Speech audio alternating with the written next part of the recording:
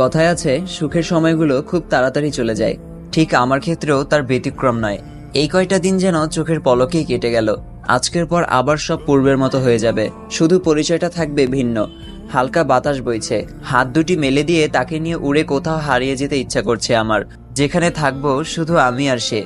ওটা হবে আমাদের ভিন্ন এক পৃথিবী। হুট করেই সামনে একটা বাইক এসে থামলো। হুট করে এমন হওয়ায় চমকে উঠলাম আমি। হৃদ ভাইয়া গেল ঝালমুড়ি আনতে। আমি শাড়ির আঁচল গুছিয়ে রাগী দৃষ্টিতে ছেলেটার দিকে তাকালাম। এভাবে হুট করে কেউ এসে সামনে ব্রেক করে? আর একটু হলেই আমার পরাণ পাখিটা উড়াল দিচ্ছিল। ছেলেটি বলল, এভাবে শাড়ি পরা পরীর মতো একটা রমণী একা রাস্তার মাঝে দাঁড়িয়ে থাকাটা কি ঠিক ম্যাডাম? ছেলেটার কথায় আমি তার দিকে ভ্রু কুঁচকে তাকালাম। ছোট্ট করে বললাম, সরি। সে আবারও বলল, আকাশে প্রায় মেঘ জমে আছে, হয়তো বৃষ্টি আসবে। তো আপনি এভাবে একা দাঁড়িয়ে আছেন কেন? কোথাও যাবেন? এর মাঝেই ঝালমুড়ি হাতে হৃদ ভাইয়া এসে দাঁড়ালো আর ছেলেটার উদ্দেশ্যে বলল, আরে সাগর তুমি? আমি একটু অবাক হলাম। রাস্তায় যাকে দেখে সেই তার পরিচিত নাকি আজব? ছেলেটাও আমার দিকে ইশারা করে হেসে বলল, ভাবি নাকি ভাইয়া? হৃদ ভাইয়া বলল, আরে না, আমার কাজিন। ছেলেটি বলল, ভাইয়া আপনার কাজিন তো দেখছি একদম পরীর মতো, যেন একদম নীল পরী। হৃদ ভাইয়া বলল, ধন্যবাদ। ছেলেটি আবারও প্রশ্ন করলো, নাম কি ভাইয়া? হৃদ ভাইয়া আমার হাত ধরে সেখান থেকে চলে যেতে প্রস্তুত হলো আর ছেলেটাকে বলল, আচ্ছা তোমার সাথে পরে কথা বলছি, এখন আসি। এই বলেই আমাকে নিয়ে একটু দূরে চলে গেল। আমি তার দিকে চেয়ে অভিমানী চোখে বললাম, বউ বলে পরিচয় দিলে কি মান সম্মান কমে যেত? সে কিছু বলল না। তার নীরবতায় রাগ হলো আমার। তার দিকে চেয়ে বললাম, আমি বাসায় যাব। হৃদ ভাইয়া বলল, আচ্ছা চলো। আমি আবার থেমে বললাম, চলো মানে? আপনি না বললেন আজ সারা বিকেল আমায় সময় দিবেন? হৃদ ভাইয়া বলল, তুমিই তো বলেছো বাসায় চলে যাবে। আমি কপালে হাত দিয়ে বললাম, কোনটা বলা আর কোনটা অভিমান তা বুঝেন না? হায় রে কপাল আমার। হৃদ ভাই হাসলেন আর বলল, বুঝছি আমি। শোনো, আমাদের ফ্যামিলির একটা নাম ডাক আছে, তো ওই ফ্যামিলির ছেলে হয়ে যদি আমি সবাইকে বলি আমি বিয়ে করে ফেলেছি, তাও ফ্যামিলি ছাড়া কাউকে না জানিয়ে, তাহলে সম্মানটা কোথায় দাঁড়াবে বলো? যখন তোমাকে একেবারে এখানে নিয়ে আসবো তখন সবাই জানবে, এখন না, বুঝছো? আমি একটু অভিমানী ভাব নিয়ে অন্যদিকে তাকিয়ে বললাম, বুঝেছি। এবার আমার অভিমান ভাঙাতে হবে আপনার। তিনি আমার দিকে চেয়ে বলল, ন্যাকামি তো ভালোই জানো, এখন চলো কোথাও বসি, না হলে এক্ষুনি বৃষ্টি এসে ভিজিয়ে দিবে। দিলে দিবে, আমি তো কিছু বুঝি না। প্রয়োজনে বৃষ্টিতে ভিজে কাক হয়ে যাব, তবুও এখান থেকে সরবো না। হৃদ ভাই বলল, না গেলে তুমি ভিজেও, আমি গেলাম। কালকে যাওয়ার মুহূর্তে জ্বর উঠলে তখন বুঝবে। উঠলে তো আমি আরো হ্যাপি। জ্বরের বায়না ধরে আপনার সাথে আরো 2 দিন থাকতে পারবো। আমার কথায় উনি কপালে হাত দিয়ে সূচক একটা শব্দ করলেন আর আমার দিকে চেয়ে বলল, আশেপাশে খুঁজে দেখো তো একটা বাঁশ বা লাঠি পাও কিনা। আমি চোখ বড় বড় করে তার দিকে চেয়ে বললাম, কেন? হৃদ ভাই বলল, তোমার অভিমানগুলো ভাঙবো তাই। আমার হা করা গাল বন্ধ করে এবার বললাম, থাক, আমার অভিমান ভাঙা হয়ে গেছে, আপনাকে আর এত কষ্ট করতে হবে না। মুহূর্তেই বৃষ্টি নামতে শুরু করেছে। আমি হাত দুটো মেলে দিয়ে উপরের দিকে তাকালাম।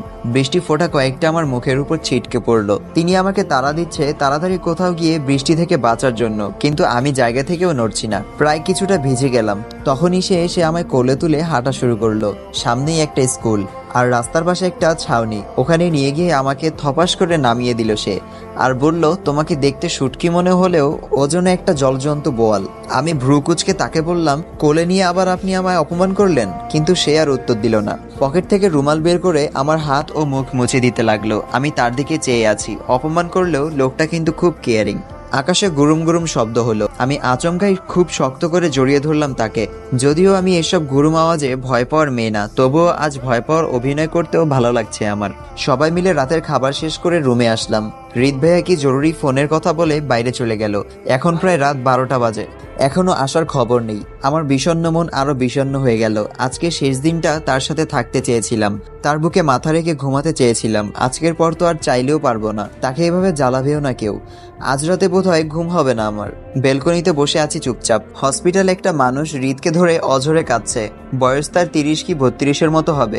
জীবনের 30টা বছর কাটিয়ে দিল নিজের লাইফটা গোছাতে, যেন বিয়ের পর সংসারে যেন টান না পড়ে, স্ত্রীকে যেন কষ্ট চোখে না দেখতে হয়। খুব সুখী ছোট্ট একটা সংসার হবে তাদের। বছর 2 আগে বিয়ে করেছিল। তাদের এই 2 বছরের সংসার জীবন কতটা সুখের ছিল তারা নিজেরাই তার সাক্ষী। আজ সকালে স্ত্রীকে নিয়ে হসপিটালে এসেছে। অন্তঃসত্ত্বা ছিল তার স্ত্রী। সারাটা দিন স্ত্রীর পাশে বসে কাটিয়ে দিল সে। আর কিছুক্ষণ আগেই তার সব স্বপ্ন হাওয়ায় মিঠাইয়ের মতো ছোঁয়া মাত্রই হারিয়ে গেল। তার ছেলে বাঁচলেও স্ত্রীকে বাঁচাতে পারেনি, তাই তো এত হাউমাউ করে কান্না। হৃদও চুপচাপ দাঁড়িয়ে। বারবার চোখের সামনে আরশির মুখটা ভেসে উঠছে। কখনো এ পরিস্থিতিতে সে করলে হয়তো মরেই যাবে। হসপিটাল থেকে বেরিয়ে বাড়ির উদ্দেশ্যে রওনা দিল সে। রাত তখন 3টা পেরিয়ে গেল। আরশিকে খুব দেখতে ইচ্ছা হচ্ছিল, হয়তো কোনো এক অজানা ভয়, নয়তো মাথার মাঝে ঘুরতে থাকা একটু পাগলামি। ঘরে এসে রুমে ঢুকতেই দেখে আরশি নেই, বেলকনিতে দাঁড়িয়ে আছে। হৃদ একটু এগিয়ে এসে দেখে আরশি দাঁড়িয়ে, হাতে থাকা ঘড়ির দিকে তাকালো, তারপর আরশির পাশে গিয়ে দাঁড়ালো। কি ব্যাপার, এত রাত হলো এখনো ঘুমাওনি কেন? রাত জাগা শরীরের জন্য ক্ষতিকর জানো না? হৃদ ভাইয়ের কথায় আমি ঘুরে তার দিকে তাকালাম। সারা রাত পার করে এখন শেষ রাতে আসছে হুকুম দিতে। কেন এসেছো এখন? আমি তার দিকে চেয়ে বললাম, কেন এসেছেন এখন? রাত তো শেষই হয়ে গেল, আর কিছুক্ষণ বাইরে থাকতেন, এরপর আমি চলে গেলে তারপর আসতেন। আমার কাউকে দরকার নেই, আমি চলে গেলে আর কেউ জ্বালাবে না আপনাকে, নিজের মতো থাকতে পারবেন। কথাগুলো খুব অভিমান নিয়ে বললাম, ইমোশন ধরে রাখতে পারলাম না, চোখ দুটো ভিজে উঠেছে এখনই। ভেবেছিলাম সে আমার চোখ দুটো মুছে দিয়ে বলবে সরি, কিন্তু সে তা করলো না। হুট করেই খুব শক্ত করে আমার জড়িয়ে ধরলো, মনে হচ্ছে এখনই আমার দম বেরিয়ে যাবে। আজ প্রথম ও আমাকে এভাবে জড়িয়ে ধরেছে, খুব শক্ত করে জড়িয়ে ধরে নিশ্চুপ হয়ে আছে। আমি আর নিজেকে ধরে রাখতে পারলাম না, সব অভিমান দূরে ঠেলে দিয়ে আমিও তাকে জড়িয়ে ধরে এবার কেঁদে দিলাম। আমি আপনাকে ছাড়া থাকতে পারবো না। সকাল 8টার গাড়িতে রওনা দিব আমরা। গতকাল থেকে মনটা বিষণ্ণ আমার, আজ যেন মনাকাশ জুড়ে শ্রাবণের কালো মেঘ ভেসে উঠেছে। বেলকনিতে দেওয়ালের সাথে হেলান দিয়ে বসে আছে হৃদ ভাই, আর তার কাঁধে মাথা রেখে চুপটি করে বসে আছি আমি। চারদিকে আজানের ধ্বনি ভেসে উঠল, আকাশটাও ধীরে ধীরে পরিষ্কার হতে শুরু করেছে। পাশে বসে থাকা হৃদ ভাই ঘুমিয়ে আছে, আর আমি তার বাম হাতটা আঁকড়ে ধরে তার বুকে মাথা রেখে আছি।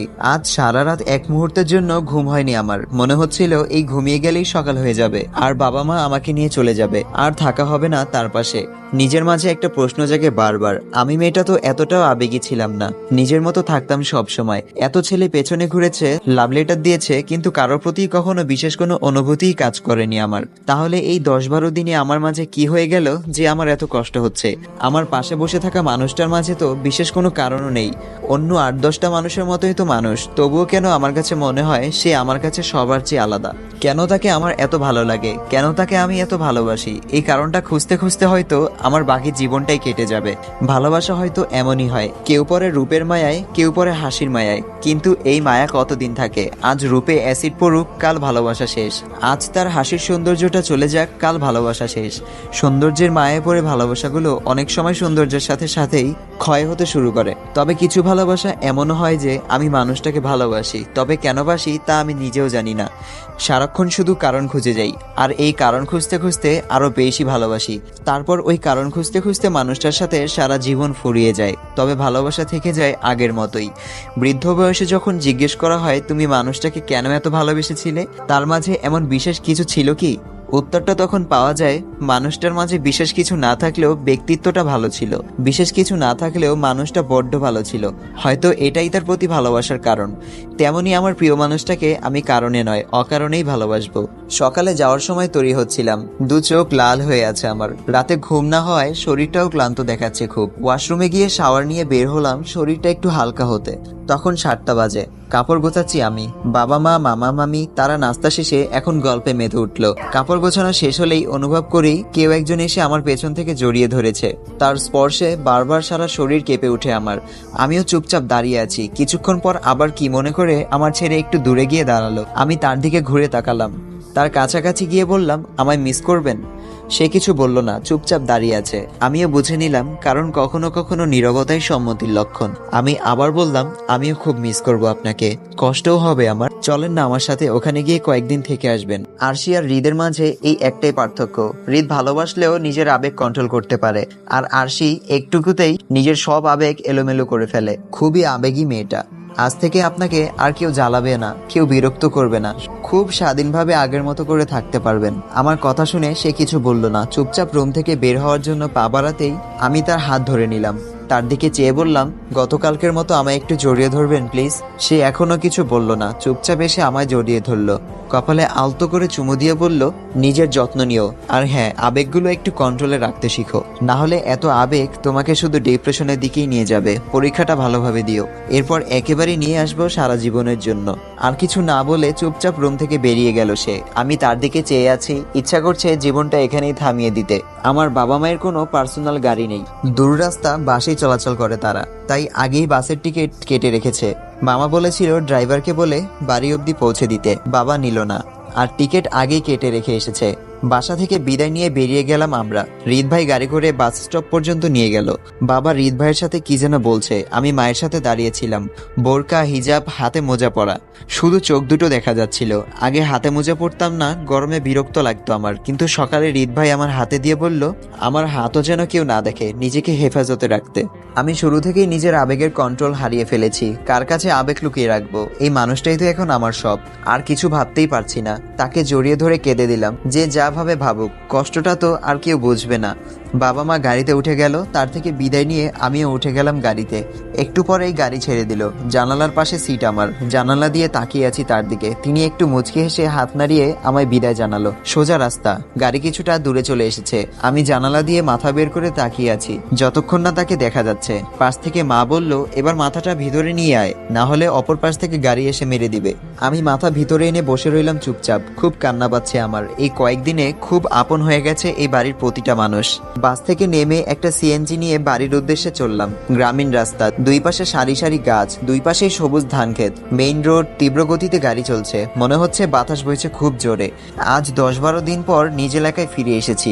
একটু দূরেই একটা ছোটখাটো মার্কেট। ওই মার্কেট পার হলেই কলেজ, আর কলেজের একটু পাশেই তার বাড়ি। কিছুটা আসতেই দেখি কিছু মানুষের ভিড়। রাস্তার পাশে অনেকগুলো মানুষ ভিড় করে চেয়ারম্যানের সাথে কথা বলছে। তার একটু দূরেই বাইকের উপর বসে কার সাথে ফোনে কথা বলছে আসিফ। তার সাথে আরো অনেকগুলো ছেলে, অনেকগুলো বাইক দিয়ে রাস্তার পাশে দাঁড়িয়ে আছে ছেলেগুলো। আর একটু দূরেই চেয়ারম্যান চাচা কথা বলছে অন্যান্য মানুষদের সাথে। আসিফকে দেখেই আমার বুকটা ধুকধুক করে কেঁপে উঠল। আমি সিএনজি এর মাঝে মাথাটা লুকিয়ে নিজেকে একটু আড়াল করার চেষ্টা করলাম। সারা শরীর কাঁপছে আমার। হয়তো আমার এমন ভয়ের কারণটা বাবা বুঝতে পেরেছে। আমার একটা হাত ধরে আমার দিকে তাকিয়ে আশ্বাস দিল কিচ্ছু হবে না। বাবা আমার হাতটা ধরতেই আমি যেন একটু ভরসা পেলাম, তবুও ভয় হচ্ছে খুব।